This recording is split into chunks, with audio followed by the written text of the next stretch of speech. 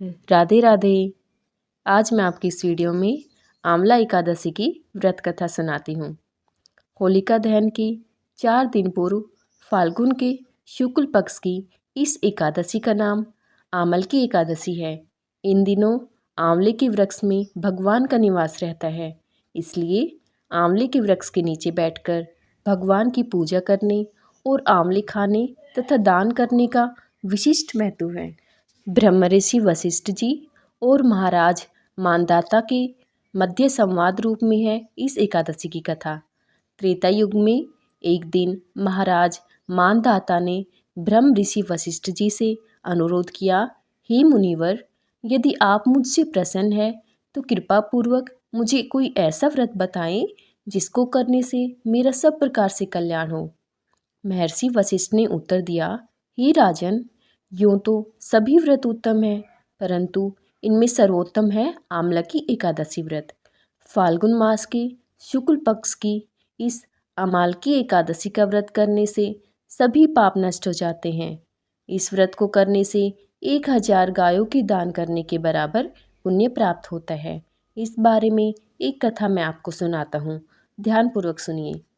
वैदिक नामक एक नगर में ब्राह्मण, क्षत्रिय, वैश्य और शूद्र चारों वर्णों के परिवार आनंदपूर्वक रहा करते थे। वहाँ पर सदैव वेद ध्वनि गूंजा करती थी। पापी, दुराचारी तथा नास्तिक कोई नहीं था। उस नगर में चैत्ररथ नाम का चंद्रवंशी राजा राज्य करता था। सभी नगरवासी भगवान विष्णु के परम भक्त थे और सभी नियम पूर्वक एकादशियों का व्रत किया करते थे।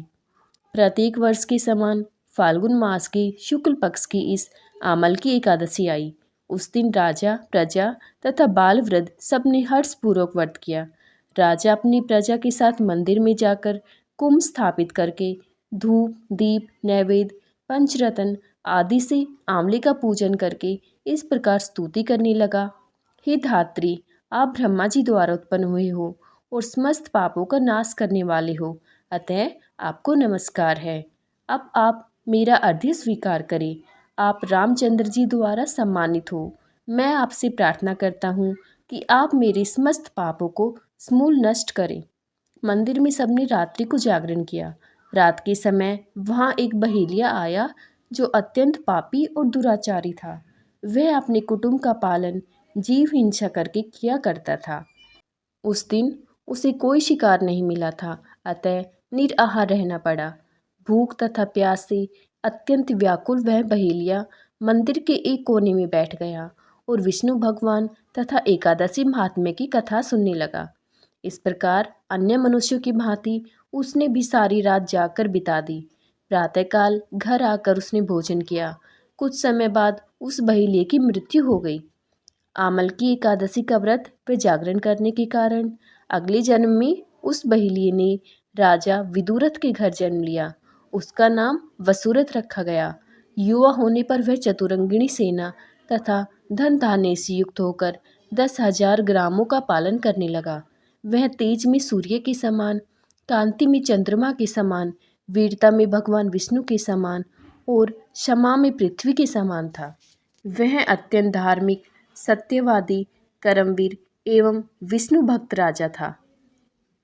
प्रजा का समान भाव से पालन, यज्ञ करना तथा दान देना उसका नित्य का कर्तव्य था। एक दिन राजा वसुरथ शिकार खेलने के लिए वन गया। दैवयोग से वह मार्ग भूल गया और रात्रि हो जाने पर उसी वन में एक वृक्ष के नीचे सो गया। थोड़ी देर बाद पहाड़ी मलेच्छ वहां आए और राजा को अकेला देखकर मारो मारो की आवाजें लगाते हुए वसुरथ की ओर दौड़े। वे मलेच्छ कहने लगे कि इसी दुष्ट राजा ने हमारे माता पिता, पुत्र, पौत्र आदि अनेक संबंधियों को मारा है तथा देश से निकाल दिया है, अतएव इसको अवश्य मारना चाहिए। ऐसा कहकर वे मलेच्छ अस्त्रों का प्रहार करने लगे। अनेक अस्त्र शस्त्र राजा के शरीर पर गिरते ही नष्ट हो जाते और उनका वार पुष्पों के समान प्रतीत होता। अब उन मलेच्छों के अस्त्र शस्त्र उल्टा उन्हीं पर प्रहार करने लगे, जिससे वे घायल होने लगे। इसी समय राजा को भी मूर्छा आ गई। उस समय राजा के शरीर से एक दिव्य स्त्री उत्पन्न हुई। वह स्त्री अत्यंत सुंदर वस्त्रों और आभूषणों से अलंकृत थी, मगर उसकी भ्रिकुटी टेढ़ी थी और आंखों से लाल लाल अग्नि निकल रही थी। वह स्त्री मलेच्छों को मारने दौड़ी और थोड़ी ही देर में उसने सब मलेच्छों को काल के गाल में पहुंचा दिया। जब राजा सोकर उठा तो उन मलेच्छों को मरा हुआ देखकर सोचने लगा कि इन स्त्रुओं को किसने मारा। वह ऐसा विचार कर ही रहा था कि तभी आकाशवाणी हुई, ही राजा, इस संसार में विष्णु भगवान के अतिरिक्त कौन तेरी सहायता कर सकता है। इस आकाशवाणी को सुनकर राजा अपने नगर को चला आया और सुखपूर्वक राज्य करने लगा। महर्षि वशिष्ठ जी आगे बोले, ही राजन, यह आमल की एकादशी के व्रत का प्रभाव था। जो मनुष्य इस आमल की एकादशी का व्रत करते हैं वे सभी कार्यों में सफल होकर अंत में विष्णु लोक को प्राप्त होते हैं। बोलो विष्णु भगवान की जय। अब एकादशी की आरती सुनिए। ओम जय जगदीश हरे, स्वामी जय जगदीश हरे। भक्त जनों के संकट, दास जनों के संकट क्षण में दूर करे। ओम जय जगदीश हरे। जो ध्यावे फल पावे, दुख बिन से मन का। स्वामी दुख बिन से मन का, सुख संपत्ति घर आवे। सुख संपत्ति घर आवे, कष्ट मिटे तन का। ओम जय जगदीश हरे। मात पिता तुम मेरे, शरण गऊँ मैं किसकी। स्वामी शरण गऊँ मैं किसकी। तुम बिन और न दूजा, प्रभु बिन और न दूजा। आश करूँ मैं जिसकी। ओम जय जगदीश हरे। तुम पूर्ण परमात्मा, तुम अंतर्यामी। स्वामी तुम अंतर्यामी। पार ब्रह्म परमेश्वर, पार ब्रह्म परमेश्वर, तुम सबके स्वामी। ओम जय जगदीश हरे।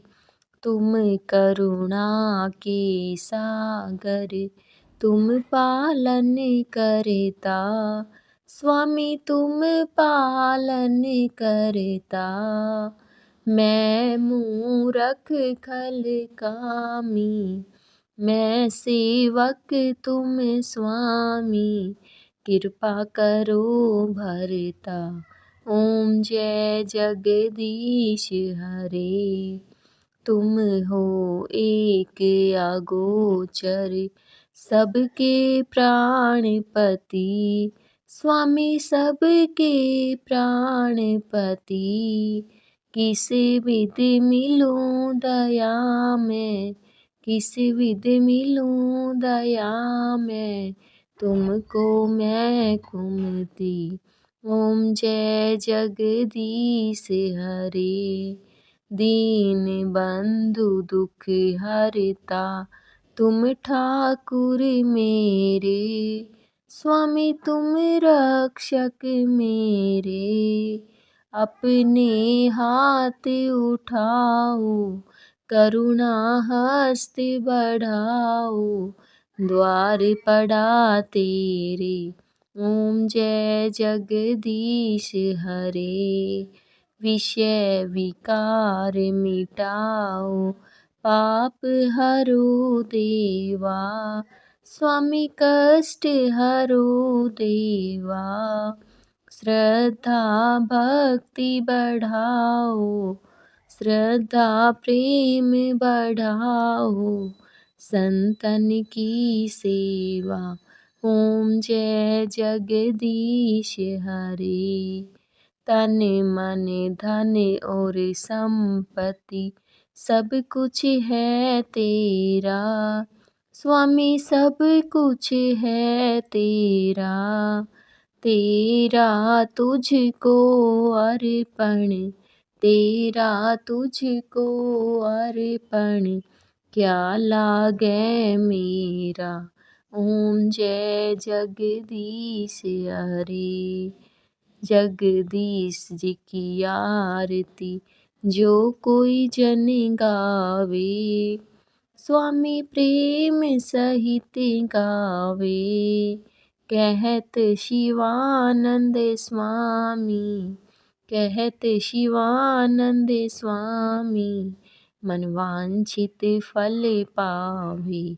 ओम जय जगदीश हरे। बोलो विष्णु भगवान की जय।